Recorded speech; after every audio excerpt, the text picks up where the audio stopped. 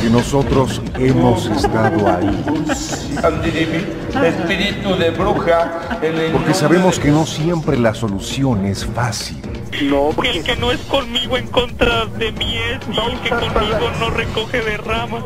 Porque conocemos de raíz a los especialistas. El demonio es una figura que ha aparecido en todas las culturas. Y no es una figura cristiana, es una figura... Documentaremos todas esas experiencias que no tienen lógica alguna con Georgina Avilés e Ignacio Muñoz. La Mano Peluda, investigación.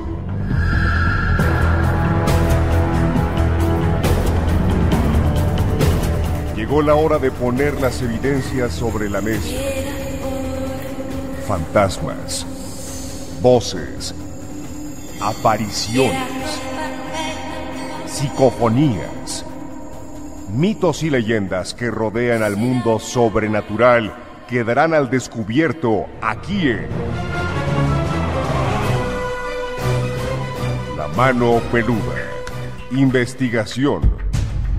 Desde la Ciudad de México para todo el mundo, esta emisión de lo insólito y de lo que no tiene explicación lógica, pero que a ti y a nosotros nos apasiona. Soy Georgina Avilés y qué gusto que estés esta noche con nosotros. Hola, ¿cómo están? Muy buenas noches. Bienvenidos una vez más a este programa en donde nos gusta platicar de lo increíble y también de lo sobrenatural. ¿Por qué? Pues porque de lo que es natural en todos lados se habla mucho. Yo soy Ignacio Nacho Muñoz, agradecido con Dios y con todos ustedes porque juntos vamos a iniciar un recorrido por temas que pues a veces nos dejan picados, como fue el caso de ayer. Pero sobre todo queremos tener ese comentario, esa aportación que tú nos das a través de las redes sociales. Tenemos el Facebook, Mano Peluda Investigación, Twitter, @MienotecaMX y también el canal oficial de YouTube, Mienoteca MX. Y por supuesto que ponemos a su disposición el Miedofón, 5518 01 93 25. 5518 01 93 25 es la forma más fácil y sencilla que encontramos para que tú te pongas en contacto con nosotros al alcance de tus dedos. Y ya se está convirtiendo en un referente Mienoteca.mx con las notas que dan de qué hablar en cuestión insólita. Y fíjate que chamanes hicieron un conjuro para que la selección peruana lograra su clasificación a Rusia 2018. Entonces la nota hoy parte de Perú para el mundo, que es muy controvertido. Hay personas que dicen que no fue conveniente lo que hicieron, otras que dicen que gracias a estos conjuros es que la selección peruana logró obtener este pase para Rusia 2018, y es que afuera del Estadio Nacional de Lima se reunió un grupo de brujos, de chamanes, para hacer rituales con incienso, flores y una gran culebra. Estos conjuros fueron para asegurar la clasificación de Perú a Rusia 2018. Era importante para ellos porque hace 36 años que no participan, entonces querían que esta ocasión sí Perú participara, y entonces recurrieron a estos brujos. ¿Tú crees conveniente esto? Bueno, uno de ellos, el chamán Cleofe Jorge Sedano, dijo que les dieron fuerza espiritual a la selección de fútbol peruana y neutralizaron al cuadro de Nueva Zelanda, esto para que no jugaran bien y de esta manera pues ellos pudieran ganar. Después del triunfo, y tal como lo había anunciado el gobierno de aquel país a través del Ministerio de Trabajo, este jueves 16 de noviembre será feriado gracias precisamente a la clasificación de la selección peruana al Mundial. Pero aquí lo importante es que queremos que tú nos respondas.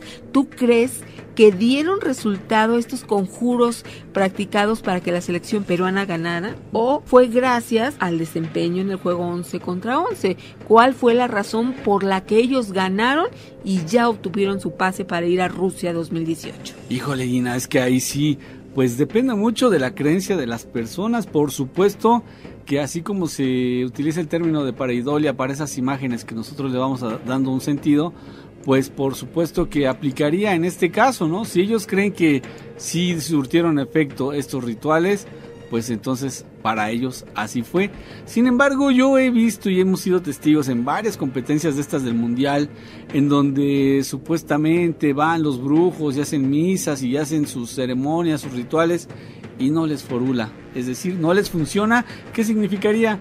Que entonces tiene mucho que ver también lo que hagan en la cancha, la mentalidad que tengan en ese momento, lo que podría significar, Gina, que entonces este tipo de cosas sí pueden predisponer a las personas en un momento dado para actuar de una manera distinta.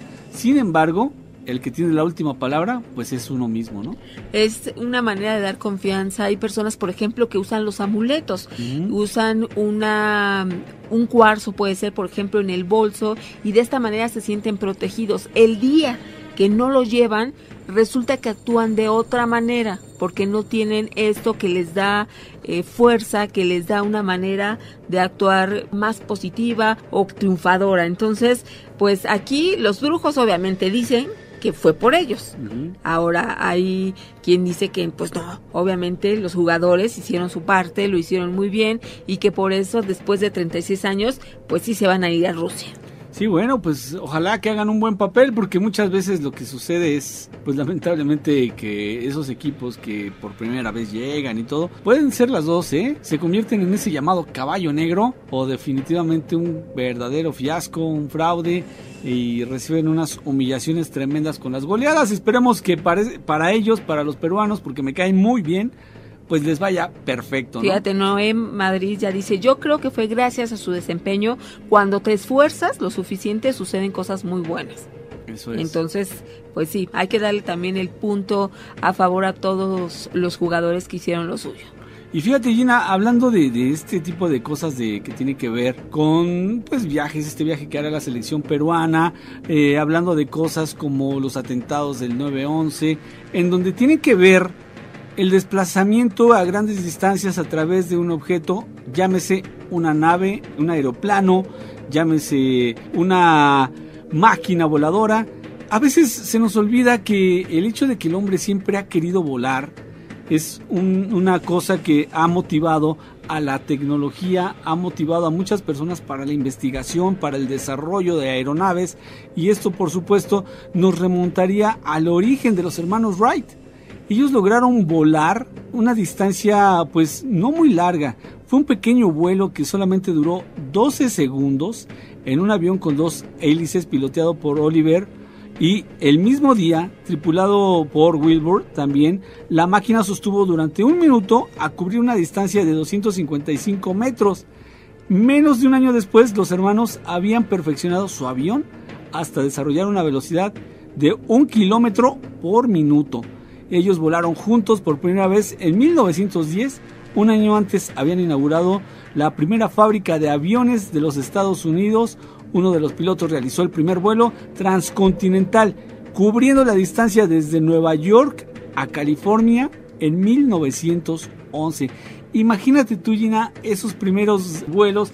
¿Tú te hubieras aventado a subirte a uno de esos aviones? Yo creo que no.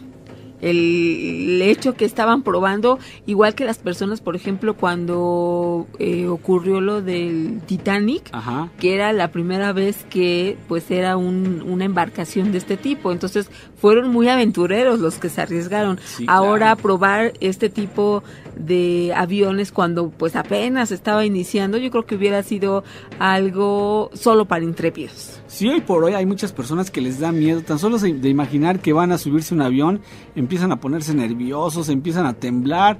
Vamos, hay personas que no soportarían treparse a una nave de estas. Pero imagínate cuando iniciaba apenas la aviación, cómo eran los aviones, imagínate las turbulencias, qué estrés tan tremendo.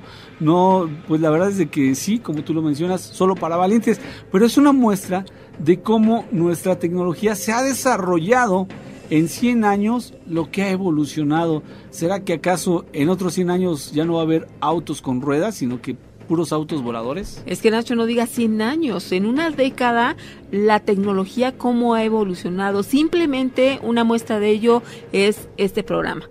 Hace años no nos hubiéramos podido imaginar que tendríamos la oportunidad de comunicarnos y de hacerlo y estar con ustedes grabando un programa vía internet a todo el mundo, que nos uniéramos y que en diferentes países estuviéramos al mismo tiempo platicando por medio del chat. Me acuerdo que cuando inició el programa pues se ocupaba nada más la línea telefónica y ya, y era de esos de círculo. Ajá. Que ahora los chicos ni siquiera conocen, yo creo que esos teléfonos que le dabas de una dial. vuelta. Ajá. Exactamente, pero cómo hemos evolucionado y cómo tenemos ese contacto directo ya gracias a la tecnología, y el avance ha sido realmente importante solo en una década. Ahora, ¿nosotros por qué hablamos de esto? Pues simple y sencillamente porque se ha mencionado que en algunas naves voladoras, algunos platillos voladores que han caído, han sido capturados y de ahí se han ido robando precisamente la tecnología de otros planetas. Y supuestamente en el caso Roswell, de ahí también se tomó un extraterrestre que aparentemente pudieron mantener con vida, y él fue el que les compartió todo este tipo de conocimiento, de tecnología, materiales diferentes, materiales distintos, que les han llevado, Gina, a los científicos a evolucionar, a potencializar todos sus esfuerzos. Ahora, ¿tú lo crees o no lo crees? Esa es también una de las preguntas interesantes. ¿Tú crees que parte de la tecnología que estamos utilizando hoy por hoy haya tenido un origen extraterrestre o alienígena? Ahí está la pregunta. Recuerda que está el Miedofón ya listo para escucharte, 5518-019325. Ayer nos quedamos pues pendientes con un caso que nos causó mucha curiosidad y quisimos saber más y más de este tema, y regresando al corte vamos a platicar con Jonathan Luna, que él fue soldado y que vivió experiencias aterradoras en el Chapultepec. Vamos a la pausa y regresamos. Vayamos al grano. Atentamente, el dermatólogo. Sabiduría en las redes. Continuamos, aquí tenemos a Erika Argot, dice, gran miedonoche, esto me parece fantástico, Erika, tengan todos ustedes. Oliver Centurión, Perú fue superior, esto se refiere a la cuestión de fútbol. En el bloque anterior hablábamos de los brujos que hicieron una hechicería para que ellos ganaran. Alejandra López Rubio dice, no olviden su like, gracias Alejandra. Jesús Rojas, con brujería, ¿quién no? Muchos comentarios acerca del tema anterior, pero también hoy quedamos de volver a contactar a Jonathan Luna, porque nos va a platicar de uno de los lugares, yo creo, más misteriosos de México. Me refiero al bosque de Chapultepec. En este parque, pues hay, como tú ya sabes, si vives aquí en la Ciudad de México y ahorita que nos están escuchando en varias partes del mundo, pues es un lugar en el que hay museos, hay zoológico, un parque de diversiones, el lago, hay varios atractivos, pero también el bosque tiene un castillo. Esta construcción que se encuentra en la cima de un cerro, pues está lleno de misterios y de historia, simplemente porque ahí se tejieron muchas historias. Es un lugar que tiene un valor a través de los años muy importante para nosotros como nación. En el colegio militar, pues de ahí fallecieron, ¿no?, los cadetes. También este castillo fue la morada de los emperadores Maximiliano y Carlota. Entonces hay mucho de historia que tenemos que contar, y por lo mismo pues también hay el otro lado, el sobrenatural. Y fíjate, Gina, que hemos descubierto que efectivamente existen muchísimas historias de personas que han trabajado ahí en el castillo y aseguran que en más de una ocasión han visto fantasmas. Algunos aseguran que han visto el mismísimo fantasma de la emperatriz Carlota, que parece estar como buscando a su esposo. Ese es uno de los dichos. Son muchas las anécdotas que se cuentan, y aseguran también que se escuchan pisadas bastante fuertes, escuchan como cadenas que son arrastradas por todos los pasillos y puertas que se abren misteriosamente. E inclusive han escuchado el piano de Carlota que comienza a sonar sin que nadie le haya tocado una sola tecla. Algunos visitantes también han podido afirmar que vieron a los cadetes montando una guardia. Esto es algunas de las leyendas o de lo que se comenta sobre el castillo de Chapultepec. Ahorita que estamos hablando de esta zona, ahí también se encuentra la casa conocida como La Moira, que fue sede de otro evento paranormal y que también merece un programa especial, claro, porque de todas las evidencias que se tiene de este lugar, del niño que pues se animó a ingresar a esta casa cuando estaba abandonada y fue testigo de cosas realmente extrañas. Entre ellas, por ejemplo, se dice que vio a un pequeño colgado en una de las habitaciones y luego de años volvió al lugar para verificar lo que había visto, y lamentablemente Marcos fue encontrado en la misma habitación donde dijo que estaba el niño. Entonces este tema también es merecedor de otro programa, pero hoy vamos a hablar en específico y quedamos así con Jonathan Luna del Bosque de Chapultepec. Jonathan, ¿cómo estás? Muy bien. Quedó pendiente esto que de verdad está bastante interesante al respecto del Bosque de Chapultepec. Sí, mira, primero te voy a comentar de un amigo que yo tenía, que a él yo lo conocí trabajando por fuera, ya después de que yo salí del ejército, ahora sí que en un futuro más reciente, sí. Yo entré a trabajar a lo que es la telefonía celular. Sí. Entonces yo lo conocí a él ahí, él trabajaba para la empresa de la M, para Movistar. Ya. Y yo lo conocí y nos hicimos amigos y él me comentaba, sin que yo lo hubiera platicado que yo era militar, él me comentaba que él fue paracaidista y que estuvo en algunas ocasiones haciendo guardia en el castillo de Chapultepec. Sí. Entonces yo, sin decirle nada, lo empecé a cuestionar, ¿no? Para ver si era cierto lo que me decía, y me empezaba a decir, pero haz de cuenta que lo que él me decía es como si yo le estuviera contando la historia a él en lugar de él a mí. O sea, era exactamente lo mismo, lo que él me decía, lo que me pasó a mí.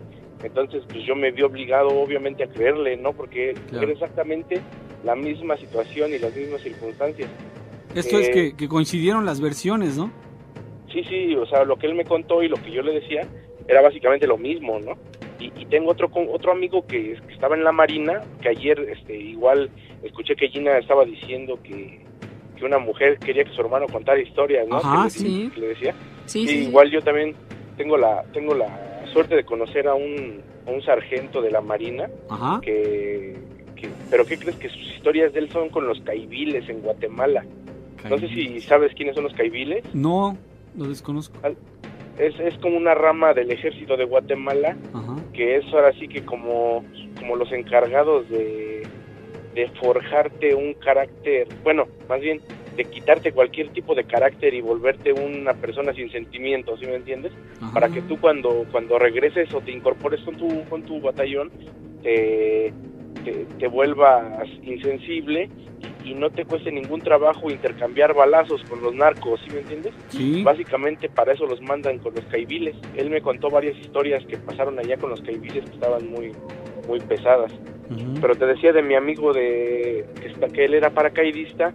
Él me contó que estaba en la entrada principal del castillo de Chapultepec.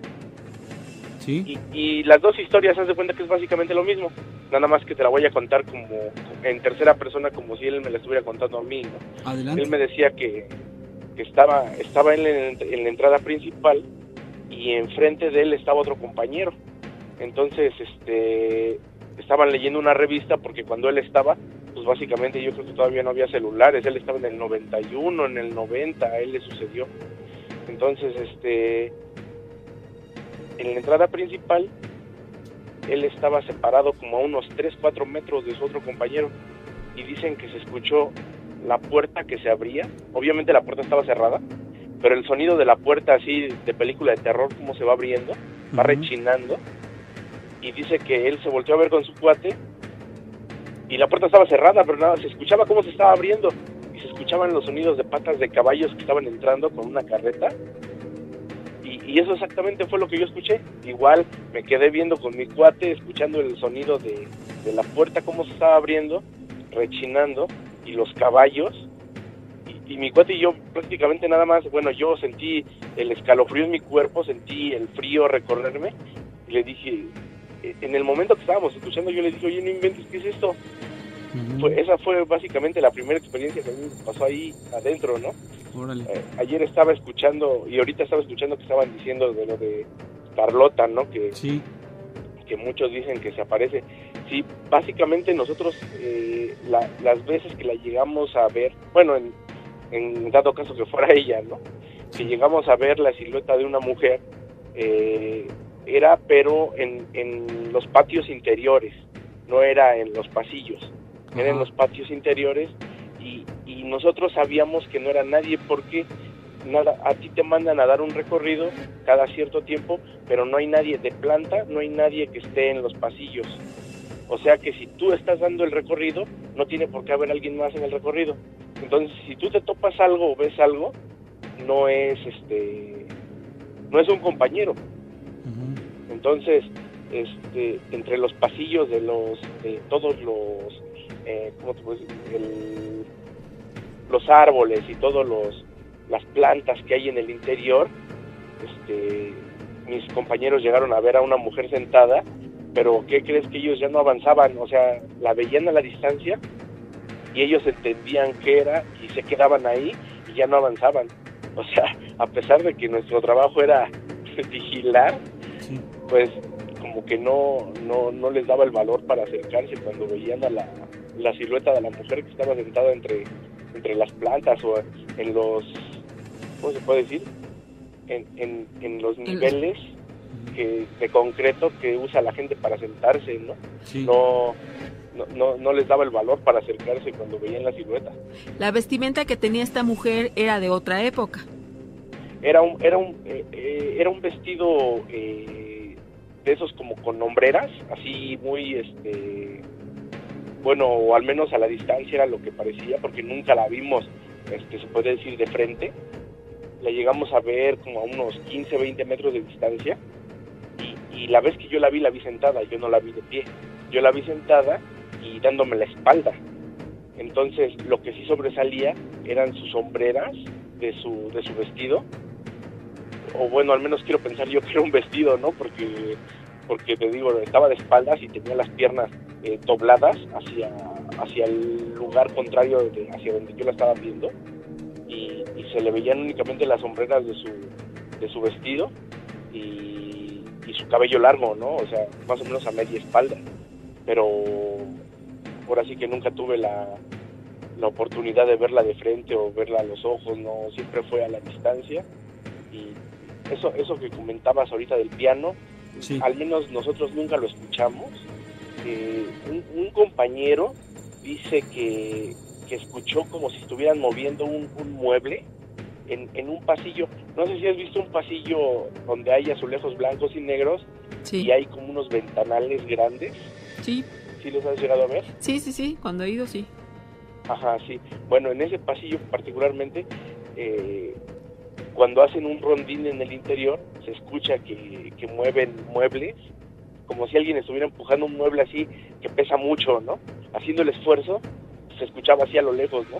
Se escuchan rechinidos. Estés donde tú estés apostado en todo el perímetro del castillo, en el lugar que estés no importa, se escuchan rechinidos, se escucha que cierran puertas, y básicamente nosotros estamos únicamente apostados, y nosotros no estamos abriendo puertas ni nada como para que nosotros digamos, pues esos sonidos son de nuestros amigos, ¿no? Que están realizando algo. Jonathan, perdón que te interrumpa, vamos a una pausa y regresamos porque ya nos están cortando. No a la donación de órganos. Atentamente, gerente de Yamaha, sabiduría en las redes. Ya regresamos con Jonathan, que se nos hace muy muy interesante. Fíjate que hay una tabla, todo lo que está adentro del castillo huele raro, debe tener bastante energía. Jesús Rojas, un saludo para los hispanoparlantes de Estados Unidos y la Unión Europea que nos acompañan. Así es, Jesús. Homer Sim, es un orgullo tener el único castillo en todo el continente. Aeropuerto Orión, saludos desde Argentina. Dani Morone, que... Hola, Dani.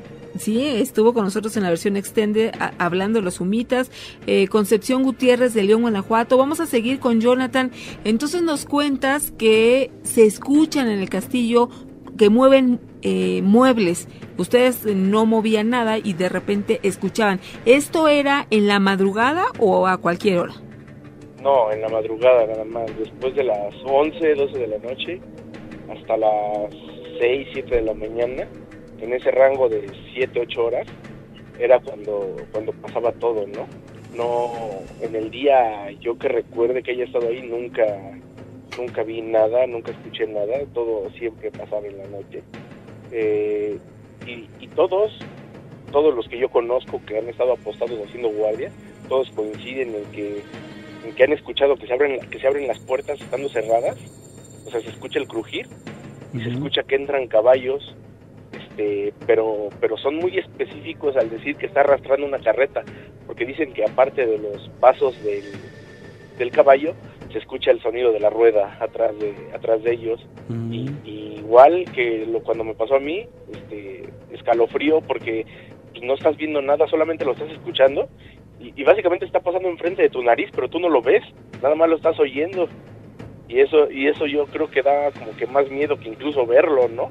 O sea, que lo estás escuchando y no lo ves. Me gustaría que nos platicaras esa sensación de cuando te dicen, ¿sabes qué? Te toca custodiar, te toca vigilar el castillo de Chapultepec o cualquier otro museo tal vez. Ya cuando te encuentras que son 8, 9 de la noche, ya no hay nadie, no hay gente, está completamente solo, vacío, y esas habitaciones tan grandes, enormes, con tanta historia, tanta cultura, tantos años que han transcurrido, cuántos personajes importantes han pasado por ahí, cuántos visitantes, cada quien con su energía, y de repente eso está solo, se escucha el silencio y que de repente irrumpa el sonido de un abrir de puertas, que se escuchen pasos. Vamos, para alguien que se dedica a custodiar, a vigilar, pues debe ser un tanto estresante el hecho de saber, te va a tocar el castillo y te va a tocar dar el rondín a las 3 de la mañana, ¿no? Sí, o sea, tú ya de antemano estás pues preparado, ¿no? Mira, yo en mi caso particular, no me dan miedo esas cosas. O sea, estaba ahí esperando a que me dieran la orden de hacer cualquier cosa, sí, sin el miedo de estar pensando qué iba a haber o qué me iba a pasar, ¿sí? Sí. O sea, independientemente de todas las cosas que vi en el ejército, sí, me han ocurrido cosas en otros terrenos que podría yo decir incluso que fueron más fuertes que las que te conté ayer. Simple y sencillamente como que mi carácter me ha dado para soportar eso, ¿no? O sea, no voy a negar que obviamente el miedo está presente, pero un miedo que te imposibilita para hacer las cosas, pues a ese grado yo creo que no tanto, ¿no? Eso es. Entonces, mira, ahorita que estaba recordando, te comentaba de mi amigo, el de Movistar, el que él era paracaidista. Ajá. Él desertó, él se salió precisamente por algo que le ocurrió en Michoacán. Tuvieron un problema ya con los narcos, mataron a muchos de sus compañeros de él, incluso él fue el único que sobrevivió. Ups. En un futuro regresaron, se podría decir que a desquitarse, porque se maneja de diferentes maneras, ¿no? O sea, sería entrar en muchos detalles y posiblemente meterme en problemas si te lo detallara así abiertamente al aire. Claro. Pero sí sí se maneja de ciertas formas que tú podrías pensar que hasta podría caer en lo inmoral o en lo indecente, ¿no? Pero la cuestión es que él perdió a muchos compañeros. Eso que él me platicó lo traumó francamente. Pero ¿qué crees? Que él me dice que realmente lo que hizo que él se saliera fueron tantas circunstancias que él estaba, a pesar de que él ya estaba a punto de cumplir ahora sí que su contrato, porque él cumplía su contrato y volvía a firmar lo renovaba para tener una continuidad, ¿no? Sí. Pero llegó un momento donde tanto en su batallón como las cosas que vivió en Chapultepec lo hicieron hacerse a un lado. O sea, él ya de plano no podía, o sea, y yo lo entiendo, ¿no? O sea, mientras más tiempo estás metido o apostado en esta clase de situaciones, es como muchos veladores o personas que trabajan de seguridad en la noche que han dejado su trabajo por eso. Sí. Él me dijo que básicamente una de las cosas que lo orilló a tomar la decisión porque ni siquiera se fue de baja, desertó, estando tantos años desertó, fue el hecho de que él estaba apostado en lugares donde no le gustaba lo que veía. Oye, Jonathan, esto que nos dices es importante, el hecho que una persona deje el medio de sustento para buscar otra opción no es fácil. Eso significa que de ninguna manera está mintiendo en todo lo que vivió. Imagínate todo el temor que tuvo que haber vivido para entonces tomar la decisión de dejar ese trabajo, ¿no? Sí, no, obviamente no es fácil tener que lidiar con esas cosas. Y yo digo que básicamente él ya estaba tocado, su personalidad, su carácter, él ya estaba muy dañado, Entonces él como que tuvo la inteligencia de hacerse a un lado antes de que acabara, ¿no? Porque él incluso dijo que cuando me platicaba, decía que él sentía la necesidad de platicar con alguien, de ponerse a llorar, porque la acumulación de cosas era tan estresante que no era sencillo estar, pues ahora sí, casi me decía, levantarse al siguiente día con toda la carga de cosas. Dice, tú has de pensar que es algo muy sencillo, que tienes tantos años, que no hay ningún problema. Dice, pero no, dice, todos los días que me levanto me lamento por tantas cosas que hice que no debí de haber hecho, y sobre todo por estar pensando y la carga que me dejó el haber visto tantas cosas, ¿no? Claro. O sea, tanto en el aspecto de todo lo que lo obligaban a hacer y de todo lo que veía, ¿no? Porque él me decía, te repito, que una gran parte de sus deseos de salirse fue de las cosas que veía, y él sí estuvo mucho tiempo apostado ahí en el castillo de Chapultepec. Incluso me comentó que un amigo de él, o sea, su mejor amigo, en la entrada principal del castillo, ellos estaban en la parte de afuera, estaban fumando, y dicen que cuando ya iban a subir para entrar en la entrada principal, vieron la silueta de una persona que estaba parada ahí, pero la vieron completamente de negro. Ellos me dicen que no era una sombra, pero era la silueta de una persona. O sea, ellos me dicen que era físico, no era meramente una sombra. Era físico y era, o sea, tenía cuerpo, tenía masa. Estaba parado exactamente en la entrada. Y dice que su amigo de él lo vio, pero que él no pensó que fuera alguien ajeno, ¿sí me entiendes? Un compañero o algo. Entonces dice que cuando se acerca, cuando ya lo tiene como a 1.5 metros, que se da cuenta de qué es lo que es y se regresa, pero dice mi amigo que la expresión de su amigo fue de pavor, o sea, fue algo que no pudo controlar, casi se puso a gritar, me dice mi amigo, su cuate. Espantado. Sí, pues imagínate tenerlo ya a 1.5 metros. O sea, te digo, yo la vez que yo vi las situaciones en el patio interior, yo la vi entre 15 20 metros de distancia, pero él ya lo tuvo como a 1.5 metros. Entonces ya tenerlo así a esa distancia, y más que nada yo siento que percibir, ¿no? Porque tu cuerpo percibe que no es algo normal, y tu mismo, no sé, tu misma energía rechaza, ¿no? Repele, ¿no? Claro. Ahora sí que no sé, ¿no? Pues mira, como retomando un poquito las palabras de Juan Ramón, decía que el enemigo más poderoso es la sugestión, y cuando hay gente que se sugestiona fácilmente, híjole, pues definitivamente tiene que abandonar esa labor, ese empleo, porque no la vas a poder librar. Sabes y sientes que en cualquier momento vas a ser víctima de uno de estos entes, porque cosa contraria a ti, tal vez tú y yo nos parecemos un poquito en ese sentido. A mí, fíjate lo que me ocurre cuando hay alguna manifestación o algo, pues la sorpresa no deja de dar miedo, ¿no? Impactar. Pero ya en un momento dado, cuando lo analizas, dices, bueno, a ver, ¿es humo o es aire o es sombra o qué es? O sea, como que mi cabeza empieza a operar de una manera distinta, o de una manera tal vez con curiosidad por saber qué es lo que estoy viendo. Probablemente el susto, el miedo sí se va a quedar, pero entonces en mi caso es más fuerte la curiosidad. Pues Jonathan Luna, nos pareció muy muy interesante lo que nos platicaste, y por supuesto ya se quedó aquí grabado en los archivos de este programa para todos los miedofan que lo quieran seguir escuchando, y por supuesto que te invitamos a que sigamos juntos en contacto próximamente. Sí, muchas gracias a ustedes. Hasta luego. Hasta luego, que pases muy buena noche.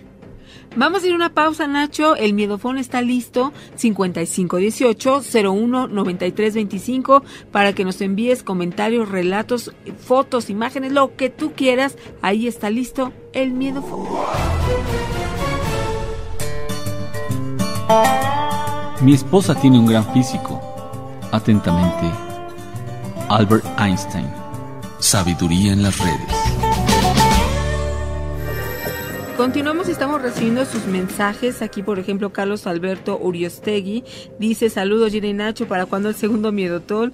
Espero mandar unos relatos pronto, ya que en la llamada en vivo me da pena. Todavía no me repongo del primero. Y ya quieren el segundo. Bueno, porque también la propuesta nos decían, pues, ¿qué les parece que no sean 8 horas, que sean 10 o que sean... Ahí hubo quien dijo 24. No, 24 no creo que las aguantemos, ¿eh?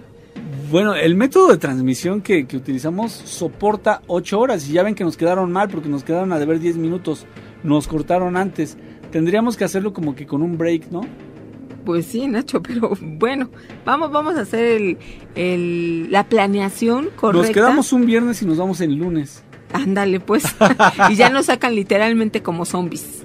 Y así matamos 2 pájaros de un tiro. Así es. Bueno, vamos a continuar. Tenemos aquí que la línea ya telefónica a Fer Vela, que nos va a contar una experiencia. Fer, ¿cómo estás? Muy bien, muy bien. Gina y Nacho, buenas noches, y a todos los amigos del Miedo Phone. Eso es. Pues ya vemos que eres muy popular aquí en el chat, ¿eh? Mucha gente te animó. Oye, que hable Fer, que hable Fer. A ver, ¿qué nos vas a relatar? ¿Por qué te están animando tanto? Sí, muchas gracias. La verdad es que yo les quiero hacer una invitación completamente animosa a toda la gente que forma parte de la comunidad. A Dan Rudolph, a Manami, a Dani Caballero, a Julio Torres, a María Félix, a Ricardo, que creo que no está en el chat, a Isabel, a Nani, Juan Villanueva, Crazy Cat, Linux, a Brian, que tampoco está aquí, Jackie Medina, Yago, Karina, y si me faltó alguien, pues me faltó Cata, pero creo que tampoco la veo. Ok, y como diría Alejandro Lora, y los que faltan todavía. Somos más frecuentes y somos más adeptos para las historias del terror, Nacho? Sí, muy bien, me parece genial. Fer, ¿y qué nos quieres platicar? Sí, fíjate que ayer nos quedamos con el tema de las esencias de las entidades. Sí. De hecho, creo que ya no lo platicaron. Ajá, sí, lo de los aromas, ¿no? Ándale, sí, exacto. Y pues yo tengo 2 experiencias. Me parece muy interesante porque a pesar de que nos quedamos con la incógnita ahí del programa, de cómo saber cómo representan cada uno los aromas, ¿no? Yo tuve una experiencia tanto divina o angelical o demoníaca, ahí en un viaje que yo venía de Michoacán. Yo creo que les voy a contar la más bonita, ¿no? A ver. Hace mucho tiempo, cuando yo tengo 34 años, tuve una depresión por una pareja, ¿no? Ya saben, los males de amores, y yo estaba prácticamente en un columpio, y pues yo estaba muy triste porque no sabía qué hacer, no sabía si irle a rogar, si irle a pedir perdón o no. Yo había cometido un par de faltas, no más que nada por un carácter prejuicial que tenía o que sigo teniendo. De repente, pues, estaba yo sentado en un columpio y pues, en un columpio pues hay tierra, hay pasto, hay gente, ¿no? Me sentí con una sensación de paz y de repente un olor a flores, como especie de incienso muy agradable al aroma. Y de repente pues cierro los ojos y digo, ay, gracias por estar aquí. Cuando yo cierro mis ojos, me llega una imagen a la mente donde me dice, no te preocupes, esto es parte de lo que tienes que vivir. No seas tan fuerte contigo, no seas tan duro. Ese aroma y esos pensamientos iban acompañados con una sensación de paz. Pero eran olores florales, ¿verdad? Ajá, olores completamente florales. Eran olores muy ricos, que te gustaban como mucha paz. La verdad es que todavía me acuerdo y yo ese día lloré, porque la verdad pues sí sentí yo la gracia de mi ángel, porque sentí mucha paz, sentí un confort que la verdad pues no sé si a alguno nos ha pasado en ciertas circunstancias. Y pues la verdad yo me salté del columpio, me fui caminando, iba yo pensando, iba yo cabilbando sobre las circunstancias de lo que me había pasado. Estaba muy impresionado porque yo me sentía muy en paz, me estaba olvidando de las circunstancias y en ese entonces yo iba a cruzar la calle, cuando de repente otra vez huelo como a rosas, como a nardos. Por ahí una vez escuché a Juan Ramón que decía que huele mucho a no sé, como a algo muy, muy, muy fuerte, ¿no? Sí. Así, un aroma penetrante completamente. Y la verdad, yo no me fijé, simplemente me crucé en la calle cuando siento que alguien atrás de mi camisa me jala, ¿no? Uh-huh. Y yo pensé que era un amigo, porque yo tenía mucha gente ahí conocida de mis amigos, pero volteé y no había nadie.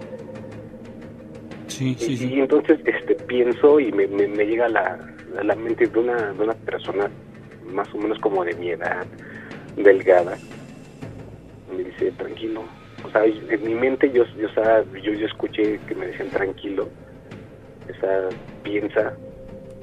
Y otra vez ese aroma tan rico, Nacho, que o sea, te lo juro que es una impregnación bien, bien divina, porque es muy, no sé cómo describirlo realmente, porque realmente yo siento que era mi ángel. Sí. Sí, puede ser. Entonces, pues, porque yo estaba muy triste, estaba completamente desolado, y pues ya pasó, ¿no? Y me cruzo en la calle y voy de aquel lado, ¿no? Entonces es muy referente a lo que ustedes decían, ¿no? De los aromas, ¿no? Sí. Y ese es un lado positivo, ¿no? Claro. Ahora, pues, el lado negativo se refiere mucho a aromas, pues, que son fétidos, aromas que son muy, no sé, bastantes... como de azufre, podrido. Ajá. ¿Y sabes cómo huele, Gina y Nacho? Como a gas. Uh-huh. Sí, es una mezcla mucho, rara. Como a gas. Yo una vez me metí un rastro con un amigo y olía mucho a carne podrida de la que ya pasó de fecha. Uh-huh. Y huele horrible, huele como a sangre seca, no sé, es algo muy, muy feo. Sí, creo que este relato ya se los había contado hace, la verdad no recuerdo, pero ha sido aproximadamente como unos 4 meses. De hecho, creo que fue el primer relato que se los relaté. Okay. Yo venía de un viaje de Michoacán para México. Me iba ahora sí que a desembarcar ahí en el observatorio. Y pues ahí en un autobús de ETN que nos pagó la empresa. Veníamos aproximadamente no sé cuántas personas le quepan a un autobús, yo creo aproximadamente entre 70 y 80 personas más o menos, ¿no? Sí. Bueno, sí era grande, ¿no? Porque más o menos son como 45. En el autobús 45. 40, 45, más o menos, ¿no? Sí, más o menos. A lo que refiero yo es que de la mitad para atrás no había nadie. Ajá. Nadie absolutamente. Íbamos de regreso, yo iba con un compañero igual que se llama Julio Fernando, yo también pues no creo que se me pasó mandarle saludos a Julio Torres, que está ahí en Canadá escuchándonos con todo el frío, Ajá. Saludos. Y entonces pues esos autobuses de ETN, y disculpen la marca, no te preocupes, tienen un apartado sobre el pasillo del lado derecho, que son de 2 personas, que van cómodos, todo el show, pero del lado izquierdo tienen un apartado que solamente son asientos individuales. Sí, pues escuchamos la estación local, pensando en lo que nos había dicho el contador sobre sobre la situación que habíamos vivido ahí en Uruapan, y pues ya, ¿no? Ya pasó todo el show. Ya cuando nos subimos al autobús estábamos predisponiéndonos a dormir, no sé. Wow, se cortó. Fer. Qué barbaridad. Se le debe haber acabado la pila. Soy yo, tip. Sí. Oye, Fer, pues tú eres uno de los Miedofans más asiduos y te agradecemos que ahorita ya estamos a punto de terminar el programa, pero tenemos mucho más tiempo de comunicarnos contigo y seguir escuchando lo que tú nos quieres platicar. Nacho, antes de irnos, me parece importante decirles que aquí Saraí nos pide por favor, dice: hola, quisiera pedir un gran favor a todos ustedes, a los Miedofan. Mi hijita está enferma, lleva 3 días y no se cura. Estoy muy muy preocupada, quisiera pedirles que me ayuden con una oración, si son tan amables. Muchas gracias y saludos a todos. No nos dice el nombre de su pequeñita, pero Saraí nos pide, Saraí a Colman, que esta noche hagamos una oración por la salud y por el bienestar de su hija, y todos somos una comunidad y nos unimos cuando alguien nos pide una oración en específico por algún objetivo en especial.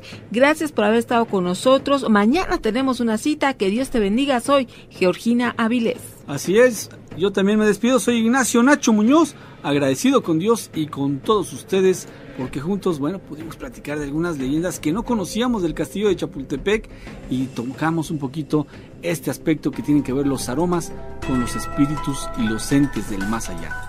Que pases muy buena noche. Cabot.